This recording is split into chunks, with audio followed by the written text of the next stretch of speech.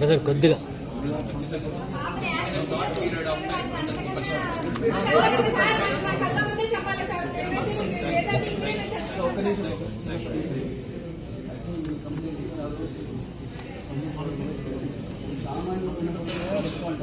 Mayor గారు ఆయన SI గారు 15 ఫోన్ చేస్తారు.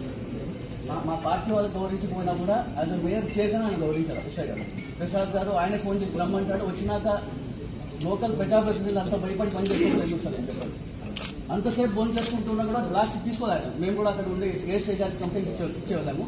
ఇంతకు ముందు కూడా 3 కంప్లైంట్స్ ఇవ్వడం జరిగింది. మా ఛాంబర్లో దౌర్జన్యంగా వచ్చి టీడీపీ నాకు అరెస్ట్ చేయడం జరిగింది. ఒకసారి రంజాన్ విషయాలు చెప్పడానికి ఫ్లెక్స్లో చేస్తే దానికోసం ఫోటోలో నేను కంప్లైంట్ ఇవ్వడం జరిగింది. ఫోటోలో మన చింతపూర్తో మధు అని చెప్పి వాళ్ళ అమ్మ కార్పొరేటర్ గారు అతనిపై దాడి జరిగితే దానిపై కంప్లైంట్ ఇవ్వడం.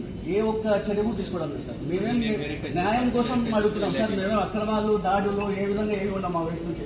కేవలం జస్టిస్ కోసం మేము పోరాడుతున్నామంటే ఇప్పుడు అనంతపురంలో అయితే ఎప్పుడు జరగలేదు. దాంట్లో కూడా లాస్ట్ 5 years చూసుకుంటే అనంతరం వెంకటరామరెడ్డి గారి పాలనలో ఏ ఒక్క దౌర్జన్యాలు కానీ చిన్న ఇన్సిడెంట్ కూడా మేము అసలు దీన్ని ప్రోత్సహించామో ఆయన ఎప్పుడు ప్రోత్సహించేవాడు కూడా కాదు.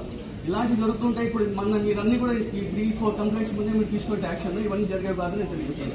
ప్రతి వార్డులో కూడా స్టార్ట్ చేస్తారు. మీరు ఎటువంటి పరిస్థితుల్లో కూడా యాక్షన్ తీసుకుంటే ఇది కూడా దీనికి కూడా చాలా మందికి